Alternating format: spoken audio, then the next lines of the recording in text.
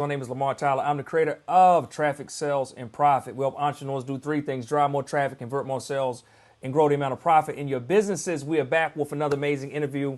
And y'all know during this time, we're in crazy times. There's so much going on with illness and health, right? There's so much going on with the economy. But the one thing that we want to make sure is that we are providing massive value for business owners and entrepreneurs just like you to allow you to not only just survive through this time, but to actually thrive through it as well. So how do you do that, Lamar? How do I survive? And like I said, some of y'all ain't thinking about the thriving part, but how do I survive through a time like this where you get a hold of resources, you get a hold of information, and you look for opportunities that you may have not seen otherwise by connecting with a great group of people. And today we have a great person that's going to be joining us. I'm going to bring her on in just 1 second. But first, this is what I want you to do. First, what I want you to do is I want you to drop your name, where you're from, and what your business is in the comments. So I know who we have here as we're going through different examples. Sometimes I know we got certain types of business owners in the room. I can kind of, talk to that and speak to that. So your name, where you're from, and what your actual business is, right? Drop that down to the comments. I see folks coming into the room. If you watch this on replay later on, do me a favor, type the word replay down below in the actual comments as well. Today, y'all, we got a hot conversation. It's everything that the internet is talking about. These internet streets have been blazing. They've been on fire since, what was it, Saturday night, right? Saturday night, y'all. I waited. Let me tell y'all how this broke out. 2 weeks ago, or maybe about 3 weeks ago, 3 weeks ago, I've been locked in for the last month in these online battles and challenges called Versus. This put on by Swiss Beats and Timberland, right? They've been rocking it. They did their first one. I saw the very first one they did, and I've been locked in every week. A few weeks ago, they came and they said, all right, y'all, the biggest one yet. We got Teddy Riley, New Jack Swing Teddy Riley, right, versus Babyface, right? Face. But then that one got postponed. Then they went to another battle the next week, RZA and DJ Premier. I love that one as well. I'm a 90s hip hop head, of course. But then they came back. They came back with Teddy Riley and Babyface this past weekend. Did y'all see that? If y'all saw it, drop a comment down below. Let me know. But then pretty much all hell broke loose, y'all. Everything broke loose during that. And today, this we're going to talk about, but not just talk about it from this is a trending topic point of view. We're going to talk about how you can learn from that and actually break down lessons that happen there to actually begin to implement and improve your business so that some of the things that happen on that Teddy Riley versus Babyface challenge don't happen in your business. And today we got the perfect person that's going to help us out do just that. Guys, guess what? Today we're joined by Caroline. Oh, and let me tell you about Caroline. She is an ex-software engineer turned amazing online business owner and the founder of Ideal Clients Daily, where she equips thousands of coaches, consultants, and course creators on how to create magnetic messaging, y'all. What kind of messaging? Magnetic messaging. Irresistible offers and lucrative launches so they can make more but work less. Her superpower is helping you build a massive audience with the power of your message and secure more clients, sales, and revenue on autopilot without working crazy long hours.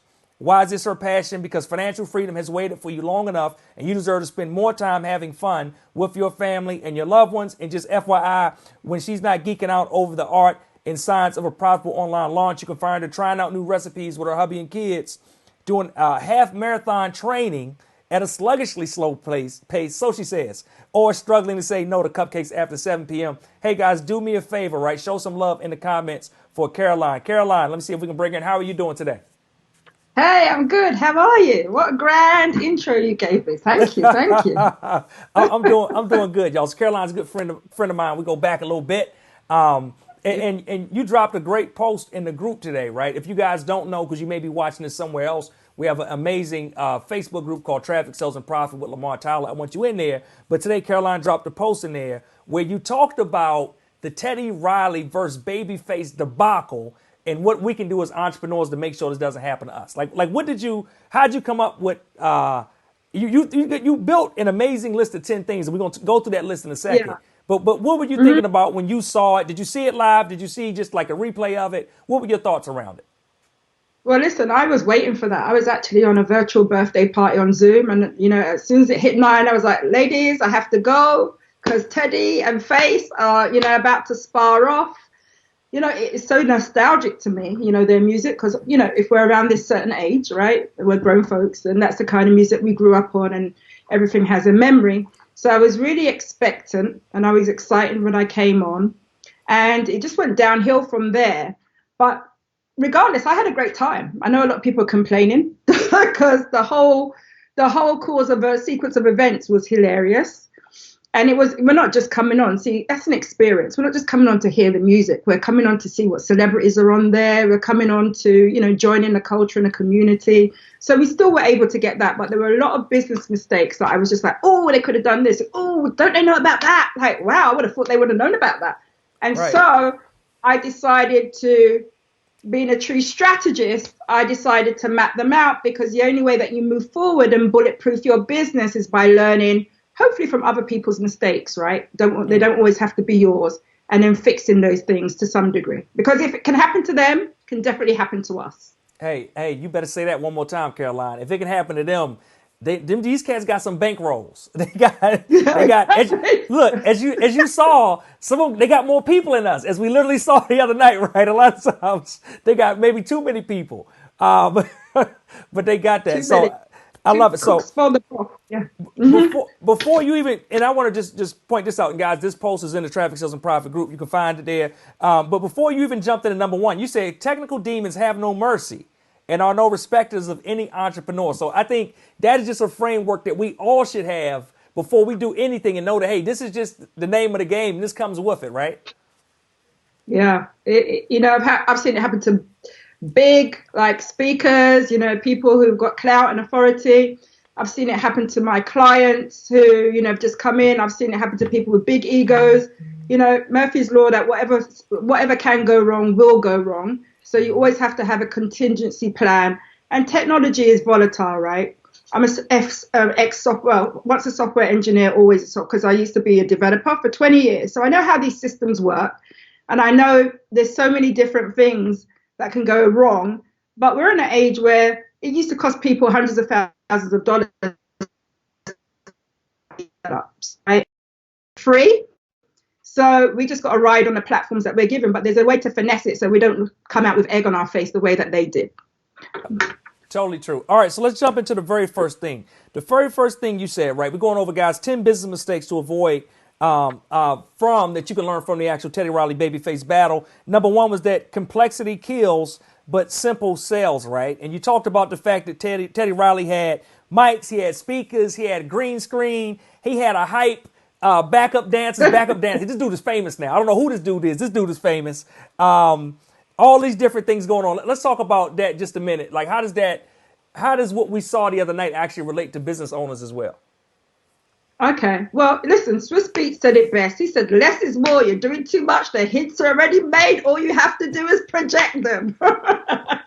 So that's it. When you have an amazing product, okay, people pay you more money for you to simplify a complex problem and deliver as fast and as quickly as you can.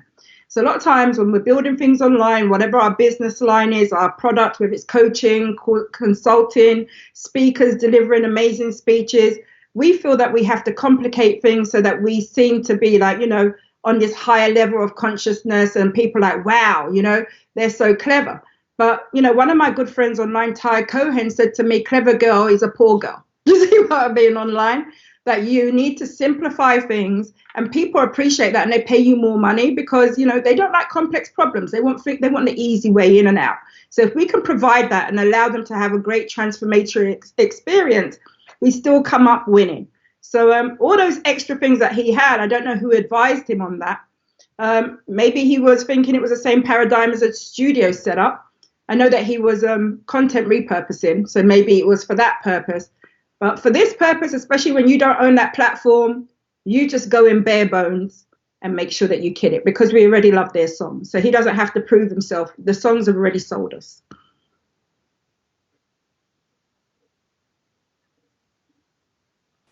That's a great point. I think that's something that, I was thinking that night, right? Is like, can we just keep it simple? Like, can we just strip down all the stuff? And I think that's what everybody was saying as they kind of looked on along the way, right? Like, this is just way too much. Can we just get to the core? Like, we just want to hear the hits, right? We just want to hear the hits. And it actually reminded me, it was a previous battle. I've been watching this every week. So it was a previous battle a few weeks prior when it was two hip hop producers, Scott Storch versus Manny Fresh. And Manny Fresh was running all these skits, in between, and the stuff wasn't even funny, and this is dragging out. And in the comments, everybody was like, man, we just want to hear the music. And then Scott Yeah. Storch had told him, look, man, like hits, not skits, right? So that's been my thing since then. Hits, not skits. Like get down to the core main thing. That's all we want to hear. I love it. All right. So number 2, you said, give your audience what they want, not what you think they need. The buzz on the internet was hot. Before the event, social distancing, COVID-19 is wearing people thin. The event was a happy distraction to distance us from anxiety and overwhelm. Did Riley's camp read in between the lines of what people wanted and needed? People wanted to trip down memory lane. They wanted the community and to celebrate R&B culture. So what was your business thoughts around this, right? And around point number 2, give the audience what they want, not what you think they need. Okay, so here's the thing. I work with a lot of experts, right? Speakers, influencers, coaches, and they have some expertise that they've been teaching for ages. Sometimes that comes with an ego, right? So they want to give the audience what they feel the audience needs. But the audience clearly tells you, the market tells you what they want. And when you ignore that, I call it the entrepreneur's ego. You miss road, right? Because we don't fill our own wallet. So therefore, we have to provide what they need, right? And it's easy to figure out what that is because they tell you. Now, when they tell you, you've got to read between the lines because it's not really about what they say, it's the motivation. So especially during COVID, a lot of things have changed. The motivation for why people are buying is different now. They're buying for survival, they're buying to hold on to what they have, or they're buying to hoard, right? And so if you understand the motivation as to why people are joining IG Live, then you're going to be able to give them what they want, right? So everyone's saying, right, people are getting dressed up and, coming with a drink. They want to trip down memory lane. They want a distraction from all the stress of COVID. They want the community. We don't need anything else. I mean, that's why, they were carefully curated this match because of how iconic they are. So people just want to celebrate that. They didn't. We don't want a big stage. It's on IG. We get it. It's accessible for everyone. So if they were just able to tap into the buzz of the culture that was happening beforehand, they would have understood the spirit of everyone's heart and exactly what we wanted. And they should have just delivered that. I love it. Guys, and if you're just joining us, my name is Lamar Tyler, creator and founder of Traffic Sales and Profit. I'm joined by my good friend, Caroline O. Today we are talking about business lessons that you can learn from Teddy Riley versus Babyface's match. I don't know if it's the match. It kind of was like a rescheduled. It's the first time we saw him, but it's rescheduled. And then tonight at 8 o'clock, they got the rematch, which I almost feel like it's like the I don't know if it's the rematch or whatever it is. It's the third time they should have got together. But that's good, y'all. So we're talking about this, what you can learn from your business itself. I see all of y'all in the comment. Hey, keep leaving comments. And then also tag your biz besties. Who are the people that you want to add into this conversation that you know should actually be here learning from this and from this teachable moment as well, right? We're pulling the nuggets out of it. Make sure you tag your folks. There we go. Tanya said it was a beta. That was a beta test, right? Tag your folks, get them down to the chat so they can join in this conversation as we talk about what happened the other night. All right. So number 3, Caroline, is we talked about getting rid of filler and fluff bonuses. So you said when it came down to it, Caroline said the Kango wearing hype man was an added bonus. But did we really need him in order to enjoy the event? I'll repeat that. The Kango hype man was a bonus, but did we really need him to enjoy the event? The hype man brought us back to the 90s with the bop and the wop.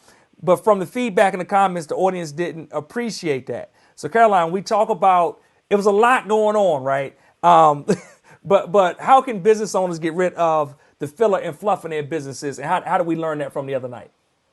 Okay, so a lot of times, especially when people who create courses, they're always told to add these bonuses, right? But sometimes when you just lay all these bonuses, it feels to me like, you're trying to do too much again, and we're trying not to be doers of too much, right? Because that's the indictment against Teddy Riley, to cover a deficit in your actual core offer. So at least make sure that your core offer is transformational, has amazing value. And then you don't have to try and, cover that up with bonuses that don't really add any value. And sometimes when people add too many bonuses, especially you see like internet marketers, right? They'll have something for like $197 and then they've got like 10 bonuses on top of it. You get overwhelmed. It's too much to me, that reeks of desperation. All right. It's like, you're just giving me, and I'm going to give you this for $1,000 and this would have been $2,000 and you get it. And it's a $97 product. So to me, that just seems scamming. And so even though maybe if you were in a concert, people would appreciate the backup dancer like that. But, he was clearly trying to do Back to the Future with a Kango and everything. And we didn't need all that. It was distracting us from focusing on Teddy.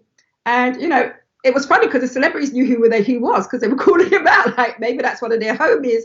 But he didn't need to be there. He didn't need to be doing all that. He was extra hype. And when the situation was kind of subdued, right? So it kind of seemed inauthentic. And, well, he was good. He was good fodder for us in the comments to talk about. But I don't think that was the intention of having him there. So, yeah, bonuses can be good at certain times. If it was on a stage, we'd appreciate background singers and dancers. We like that. But at that time, that bonus was inappropriate. And you have to know when to hold them and when to fold them with bonuses. So I like that one, right? Because a lot of times, I definitely look at bonuses as a way for how can we actually increase like the perceived value of what we're selling and what we're doing. But it's to that fact that like, all right, is it something that the customer can actually use? Is it something they actually can benefit from? Is it actually something that they need and complements what we got going on? So while in that case, we might have said, okay, the background dancer complements what we got going on. Is it actually adding value to the people that's watching?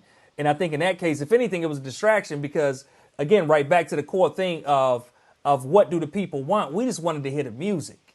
We just wanted to hear the music. And Caroline, like the first week this all happened with Swiss Beats and Timberland, he was in his garage, which looked like a museum, but that's a whole different conversation. But his Wi-Fi was spotty at best. So Swiss actually went and sat in his car for 3, and they didn't have rules the first week. So it was like literally like 3 hours of him going back and forth with Swiss Beats sitting in his car. And the thing was, it was the best battle ever because the people were there for the music. All they wanted was the music and the feedback, right? And it was no microphones. It was no, running man in the background. It just was the music. So I love that point. All right, number 4, have a team that understands the technical setup. All right, I don't know how we got into this and how they didn't have anybody. I got questions about this. So I'm gonna let you just self-explanatory. So have a team. So which we focus on about having a team that actually understands that tech part of it. Well, here's the thing, right? In business, right? It's either you're trying to scrimp and save, do it yourself. And I always say the who doesn't always have to be you. If that's not your zone of genius, you've got no business doing it because there's enough. Look, Teddy Riley was trying to focus on his craft and his art. Then he's got a micromanager and he's talking to them. And then he's trying to not like grimace and curse them out. So he's trying to be polite with it. His team were not savvy on what needed to happen because they should have been able to just fix that straight away. I don't know if they kept the mics because they wanted to save the content repurposing, but it was really easy to figure out how to do it. Because here's the thing, Babyface was so smooth with it. When they were trying to blame it on him, he was like, I know it's not me. I hardly have any equipment. I'm in my studio. There's no one here. He threw a little bit of shade. He was like social distancing and all that. And I have my playlist, I have my earphones, and I have my device. That's it. So clearly, maybe he's like Generation Z kids must have told him, Dad, this is how you do it. You see what I mean? Forget about all that equipment stuff you do in the studio. You're not with Tony Braxton today. This is how you do it. Come in simple and kid him. And I don't know if Teddy's team, maybe they were just, again, big experts, doing too much, thinking of a big stage production. And even at one point, he asked somebody, are you going to hold this thing? So it was like someone was going to have to hold something. I was like, where's your tripod? Where's your Arcon mount? Where's your, you don't have that? So I don't think the live streaming paradigm, they're not used to it. All right, but now they are. Someone's going to tell them. So what this made, as I read your post, right, and I dropped this in the comments, what this made me think about too, right, maybe this is a bonus point for entrepreneurs that are watching, is the fact that you should do research before you actually do whatever the thing that you're doing is. Because literally the week before, they had a battle, RZA versus DJ Premier, right?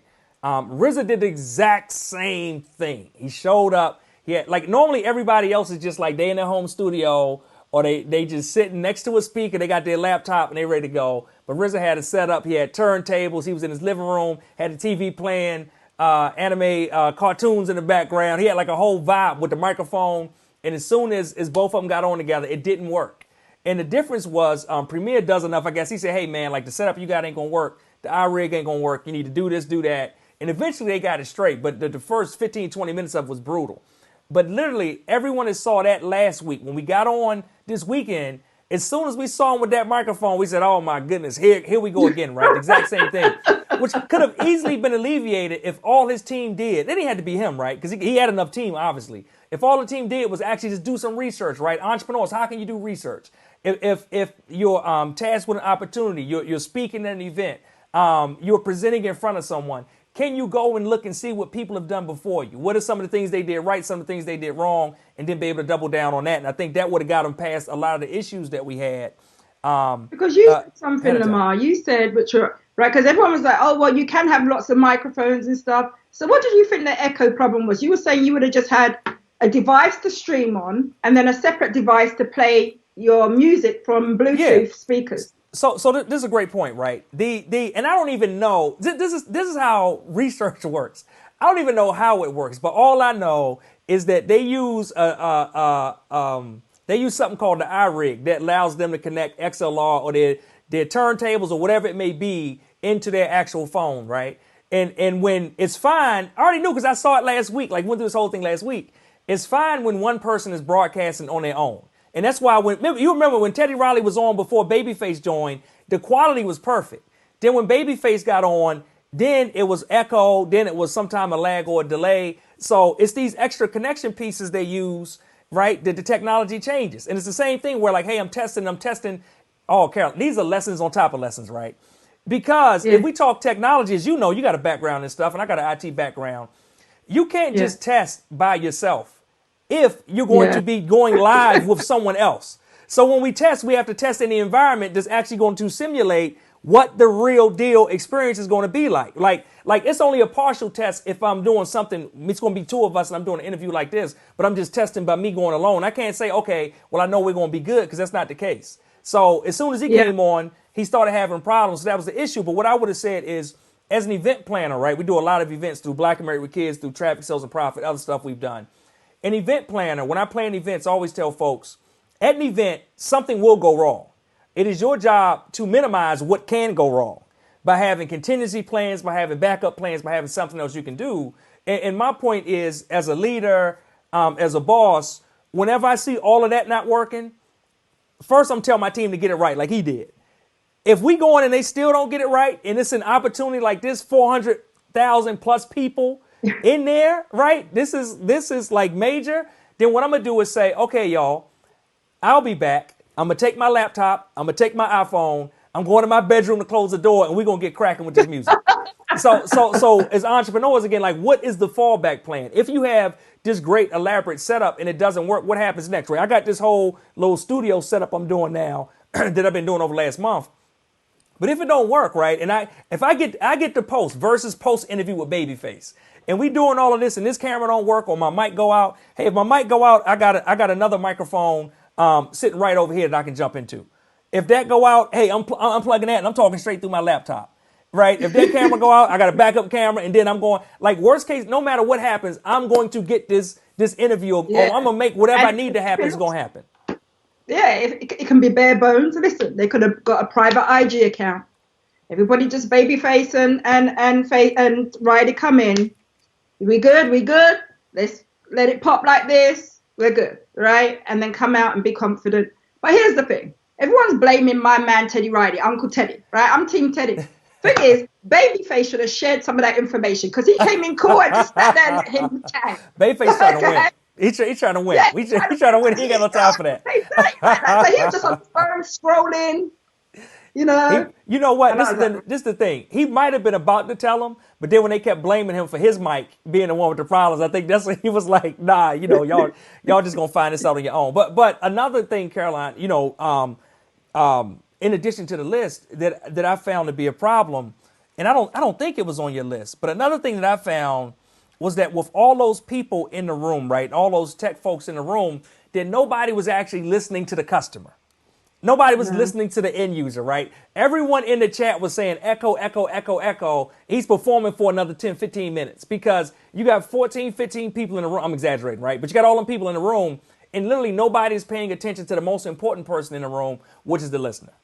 End user, exactly. Yeah, All right. like Tyrese was going off in the comments, cursing him out. Boys to Men were going off in the comments, cursing him out. Tamar Braxton was throwing shade. Then Tony Braxton, who's Babyface's ride or die, was throwing shade. Right. And I was like, then Tyrese was like, oh, we're going to spend 3 hours like this. People are like, I know Riley can hear us. So, I mean, to me, that was entertaining. But, you know, I was like, are they not looking at the comments? But here's the thing. It's really hard. And I tell people this, like a lot of people that do webinars, right? They feel that when you're on a webinar, you can multitask with all the other things happening.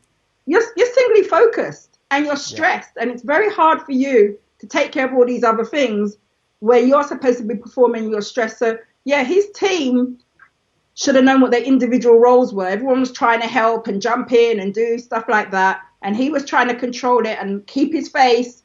So, yeah, you know, there should have been a test run and delegation of tasks so people weren't stepping on each other's toes. But definitely, it is what it is. So. Mm-hmm. All right. I think we just did number 4. Number 5 is always do a test run. We just talked about that. Number 6 is repurpose your content correctly, right? You said his setup suggested he was hoping to get, you know, probably more than one use out of it, which you talked about a minute ago. How can business owners, you know, repurpose content correctly? What's the correct way to do it? Yeah.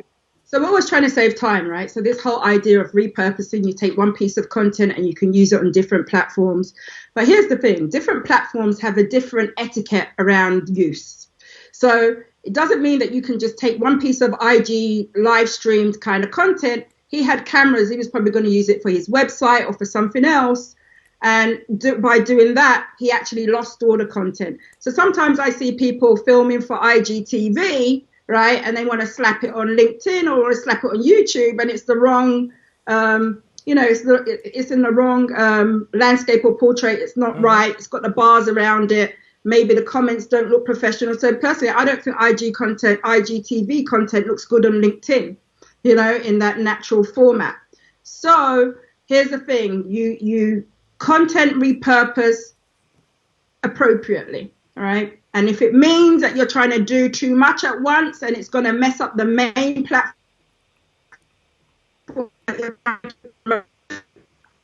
do it separately, or you've got to take a better stance in how you do that, you know. And that's what happened. Maybe he couldn't get rid of the cameras because that would have messed up his other setup, because they were so staunch on that they're not getting rid of it, right? But the main reason that he was there for was messed up, and therefore you trying to, what's the word? You stepping over dollars to pick up dimes. You don't want to do that. Okay. All right, that was a good one. Hey, y'all, if you're just joining, again, my name is Lamar Tyler. I'm the creator and founder of Traffic, Sales, and Profit. We help entrepreneurs do 3 things: drive more traffic, convert more sales, grow the amount of profit in your business. We're joined today by Caroline O. Caroline is here telling us about business lessons, right, from the Teddy Riley versus Babyface debacle that happened over the weekend. But guess what? I'll be there tonight watching again because I love the music. I'm a fan of the music. I don't care what happened. Yeah. And that's something we got to talk about for the end too. So we've been running down her list. She dropped a list in our Traffic, Sales, and Profit Facebook group earlier. We've been running down the list and talking about how entrepreneurs can use this as a teachable moment to learn so you don't make some of the same mistakes. We just talked about repurposing content correctly. I love the next one because you talk about the fact that bad audio is a sin, right?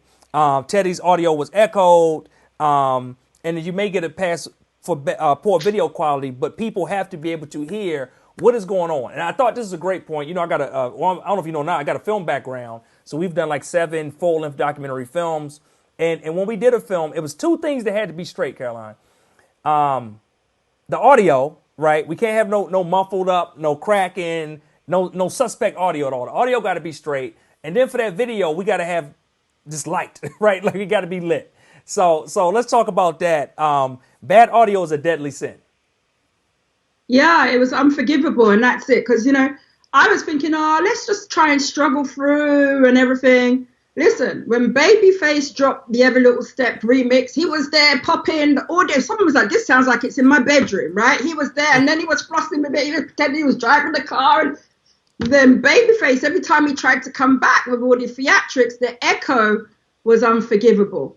And so you understand, you don't have to look amazing. Right? I've got some clients that I can't do video because I don't look amazing, this, that, and the other. I'm saying, listen, if your audio is crisp, even if you put a branded picture and you have great audio over it, you can get away with that, right? remember the days of radio, right? So in Philly, they used to have, I used to listen to radio a lot. And I just used to fall in love with the people's voice, right? Like the radio, like I just, I felt like I had a connection. That's why podcasts do really well. So the audio is always important. I think audio is much, it's better than visual, right? A lot of times you can't watch things or this, that, and the other, but if you can listen, that's important. And so it's annoying. It's just annoying when you're struggling, and that's what was happening. And you could see that other people that, some people could let other things pass, but they just couldn't let the audio. They couldn't let the audio go. And also, remember why it was such an unforgivable sin. This is their craft, right? Audio is their craft. It's not like they do something else. So you would have expected them to get that right, right? They're not all videographers, but they work with sound. They are connoisseurs of sound, right? So that had to be tight. That's totally it. Hey, y'all, and I want to know for the folks that a lot of comments down in the comment area. I see all of those. Hey, are y'all tuning in tonight? Are you tuning in tonight, 8 o'clock Eastern time? Let me know. I want to know, are you going to the rematch of Babyface, Teddy Riley versus Babyface? Right. Third time's a charm. Third time's a charm, right? All right, so number 8, give free value up front, then the revenue will roll in regardless. I love that, right? You said it was reported initially Teddy Riley wanted to be paid for his performance, which I heard. The first time, so it came out later, they said that Babyface had the coronavirus. And he said him and his family had it, and he was kind of coming out, and that's why they didn't do it the first time. But when it was initially reported, my wife Ronnie turned to me and said, you know what? I bet you one of these dudes want to get paid, and that's why it ain't happening. Like these older cats just don't get it like the young dudes do. They don't get the whole they don't get the whole social thing. And I bet you one of them trying to get paid. Then Teddy had said some comments and statements that alluded to that fact, right? And I think that was some of it. But I love it. You said good content always has a payback, even if it's deferred. Don't step over dollars and pick up dimes, right? So let's talk about that a little bit, because I think a lot of times people are not looking at the long game. And they're not looking at the long opportunity. And hey, like this opportunity can set up so much money down the line. But again, they're looking at like, okay, if I just can't get this quick hit now, it's not worth it. You see that? You see that with entrepreneurs? Sure. Listen, that's my pet peeve with experts, influencers, when they don't publish. Because here's my thing. Publish or perish, period. I say it to them all the time. No, I can't write blog posts. I said publish, right? Because if you don't publish, I don't know that you're there.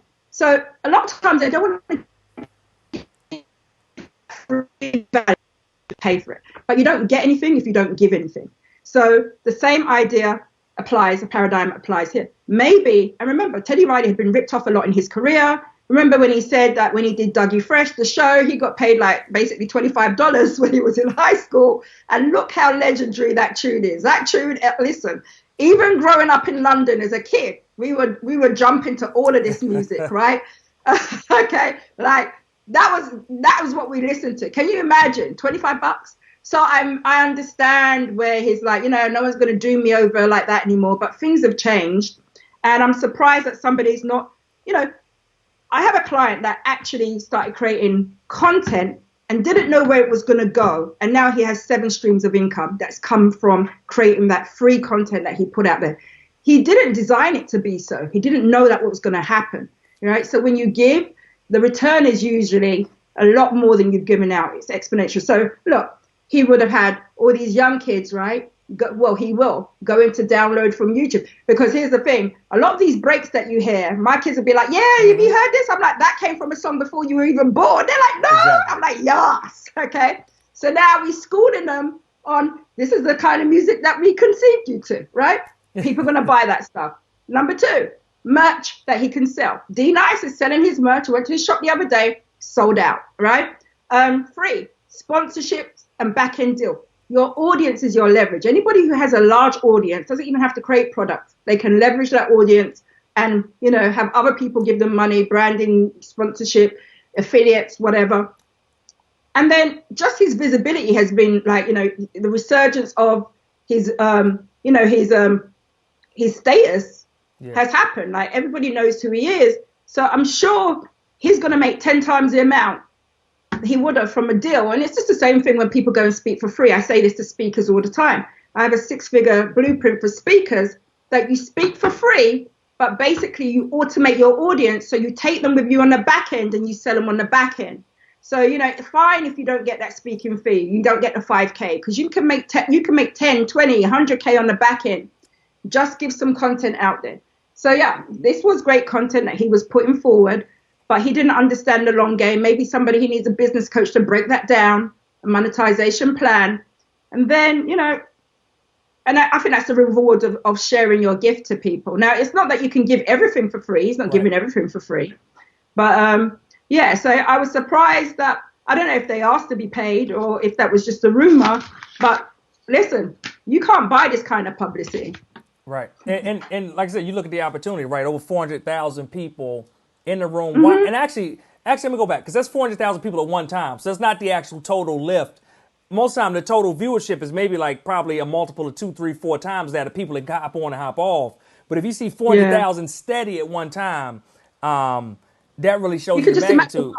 It must have been like, Exactly, right. And the thing about it is, I was looking at it, like you said, as many times where I've spoken, if it's the right stage in front of the right people, right, I might have spoken for free, but in return for that, guess what, right? I'm collecting leads, getting those people to an event, and I'm making my money back there clearly. And then from an event, I'm getting people into the mastermind. I'm making multiples of the money back there clearly. And then people are staying in the mastermind for years on top of years, versus if I'm fighting over a few $1,000s for that first time out the gate, then I might be missing out on a huge opportunity for the back end. And even for the individual entrepreneur, that means publishing on YouTube, right? That means writing a blog post. That means putting something like IGTV. It doesn't have to mean you've got like multiple thousands on there, but most people don't even publish. And I always say, like recently, Microsoft Classrooms, Microsoft Teams there's been a big resurgence in it. And I've got consultants that help people with that. And they're like, I can't find any work. And I'm like, when did you put a tutorial out on YouTube? And they were like, I haven't done it. And as an example, I went to YouTube and I typed it in. This guy had put a tutorial out 10 days before and had 170,000 views on his video. And I said, that's how you start off as a 6-figure consultant. He put some content out there. And they were like, and I was like, look at the guy. He had a ponytail. He looked scruffy, but he had some content, 30 minutes.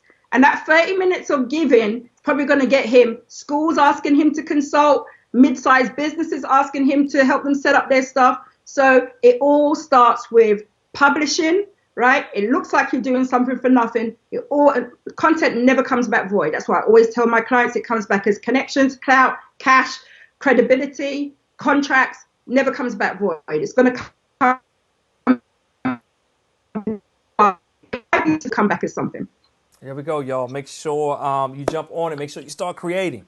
All right, let's do these last two, number 9 and 10. Number 9, and I'll do them together. Number 9 talks about a good story makes the offer. And we saw like even throughout the different things that was going on, they had a story each time. Every time, Teddy played his song and Babyface leaned back. He had that little glass of wine or whatever he said. No, actually picked up. He had one sitting on the side. He said, you know what? Well, I'm going to do this one for the ladies, because the ladies have done this for me and done that for me. And he sat back and sipped it, pressed the space bar on the laptop right. And then we kicked in, before he played Bobby Brown, he talked about, hey, here's a young guy that we both worked on. So he told these stories. And then number 10, I'm going to speak to both at the same time. Good story makes the offer is number 9. Number 10 is the haters going to hate and that culture's going to criticize. So let's talk about how a story makes the offer and then how haters are going to hate. Okay, so here's the thing. When people talk about funnels, because I help people build funnels, but I never say that word, right? Funnels are not the automation. It's the persuasion that pushes people through the funnel, right? Otherwise, it doesn't convert. And how does that happen? Through your stories. Stories are a way of increasing the perceived value of your offer without adding extra content. If I wanted to sell this bottle of water, I could only sell it for $1. If I wrapped a story around this bottle of water, or how it was sacred water that came from the Himalayan mountains of a certain Tibetan monk that only said to sip it on this day of the month, and added a crazy story around it, this becomes much more valuable. And what people usually do is they don't know how to tell stories around their content. They just land something out there, and then you don't tap into the nostalgia that makes somebody actually want to buy. Right? So I love the way that these guys were wrapping stories around context, anecdotes around these songs. It made the experience so much more heightened. It was so interesting to me that once Teddy Riley did that song, I think it was My Prerogative. He didn't want to go back to Babyface, so there must have been a little bit of rivalry there.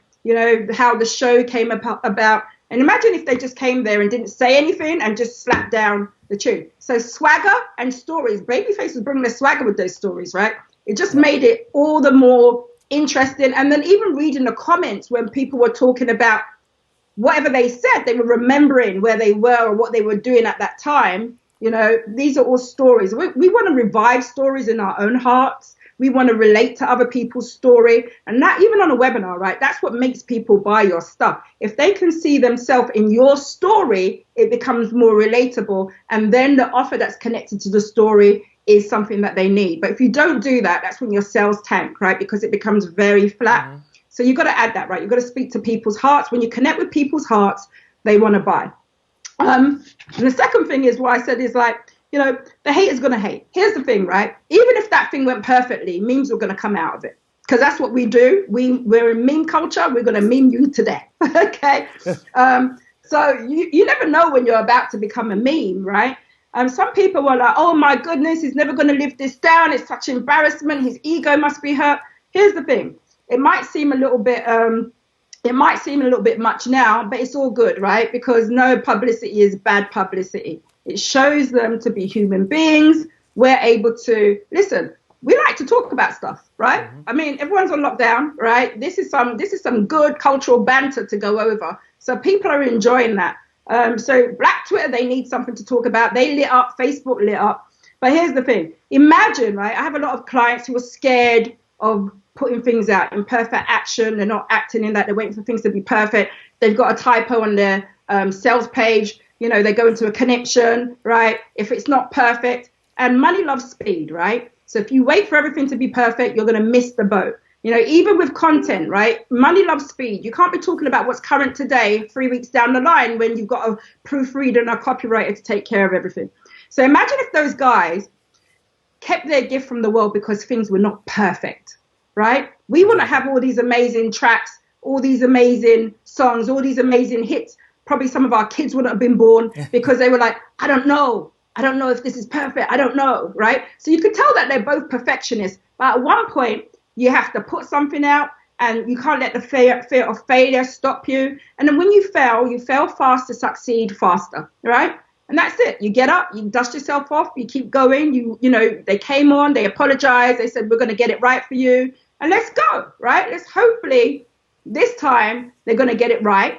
But at the end of the day, their product is so amazing. They've done so much. That is fine. I mean, haters going to hate. Everyone's had a technical flop, you know. So no one's perfect. It's fine. The experience that they're giving us, we will remember them for that experience more than a mini flop, right? Which we're taking totally the banter as, you know, it's just a light-hearted banter. But at the end of the day, all those people that said they're not coming back, they're going to be back. Where else are they going? You see what I mean? Who wants to miss that? I totally agree. Yeah, I totally agree with it. And it's interesting, right? As you talked about the storytelling piece, I think for everybody listening, I think one of your goals, what for your business should be for you to become a better storyteller. You know, I always tell my clients all the time, right? All marketing is being able to tell a story. The story of your product, the story of your service, the story of how what you create, what you do right, how it's going to help overcome whatever challenge or obstacle that they may be facing in their lives. And when you become a better storyteller, what I found, Caroline, you can correct me if you think differently, is that when you become a better storyteller, you can tell any story. Like then it becomes easy, right? Because you begin to then build a framework around it.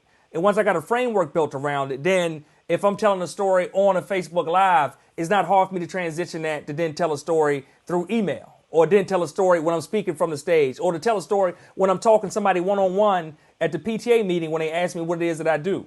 Because I can kind of get down to the nitty gritty of like, this is the framework of how I actually share what it is that I do, how I share, you know, the challenge or obstacle that this product or service helps overcome. And this is the framework in the story about, you know, my life, the ups and downs or whatever like that got me to where I am, that got me to a transformation point that I can take other people along that same journey.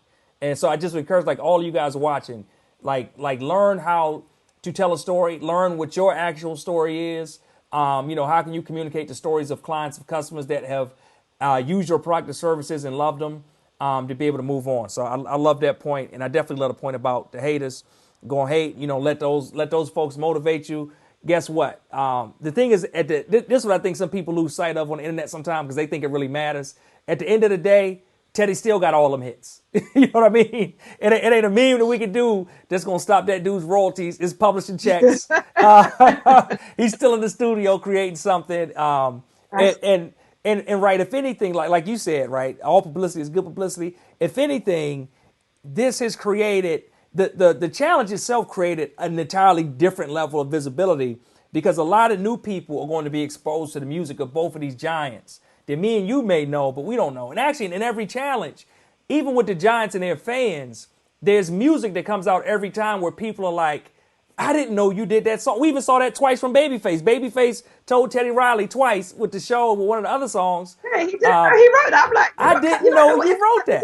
Yeah, right. So I mean, so many nuggets. So I love everything that you broke down. So many nuggets, guys. If you got value from that today, do me a favor, drop a comment down below. Let Caroline know that you enjoyed the talk, that you got value, and we want you to go into that post. That post is in the Traffic Sales and Profit with Lamar Tyler Facebook group. Go into the post, leave a comment, let Caroline know what you think about it. If you think of some extra points, right, drop your extra points down there you think we can learn from as a community. And in the meantime, Caroline, can you tell them how they can get a hold of you, how they can learn more about you if they want to, follow you online on social through your website or channels? Cool. Yeah, so I'm the founder of a company called Ideal Clients Daily, where I help you create, market, and sell lucrative online programs, coaching programs on autopilot. So you can hit me there, idealclientsdaily.com.